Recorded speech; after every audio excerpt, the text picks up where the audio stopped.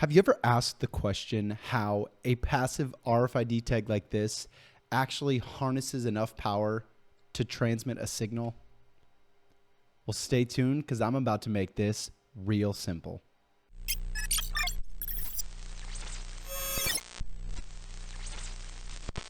Welcome back to Tech Made Simple.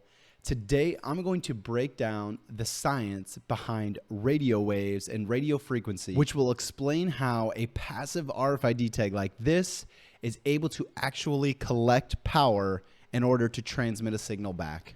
First, we need to understand how RFID tags are actually measured. The unit of measurement that's used to measure RFID tags is actually referred to as dBm. What does that stand for? It's decibels per milliwatt. Now, understanding that RFID tags are powered through radio waves, it brings up the question, how do invisible radio waves actually transmit power? And not only that, but when I think of radios, I think of auditory, like I'm going to listen to the radio in my car. It's something that I hear with my ears. How does that translate over to a form of power to activate a semiconductor? So that's where the M comes from at the end of the unit of measurement that we use to measure RF.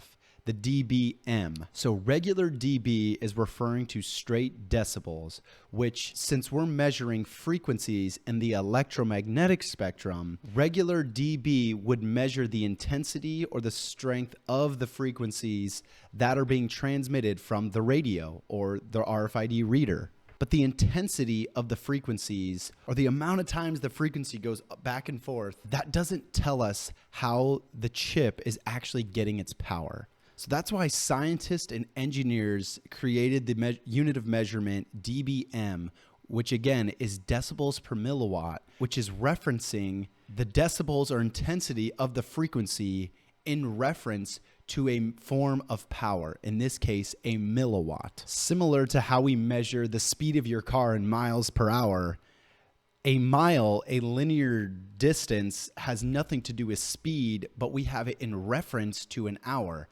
It's the same principle when it comes to measuring RF frequency.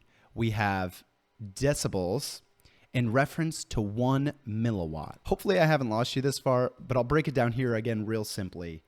Decibels is a unit of measurement that measures the intensity of the auditory RF frequency waves. In order to reference that to a unit of power, we use the form of measurement dBm, or decibels per milliwatt, which is similar to measuring the speed of a vehicle in miles per hour. Continuing with the car analogy with miles per hour, we all recognize the difference in the speeds when we go from 50 miles an hour to 60 miles an hour, 60 miles an hour to 30 miles an hour. We can see and also feel the difference when we're driving a vehicle in that speed.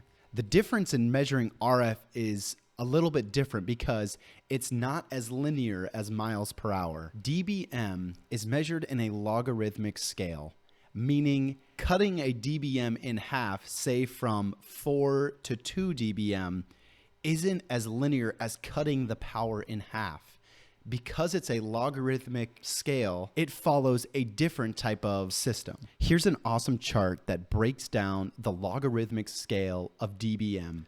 Initially looking at this chart, it may seem completely random, but there is a pattern that can be identified from looking at this chart. The pattern is decreasing or increasing by 3 dBm is either doubling the power or reducing the power by half.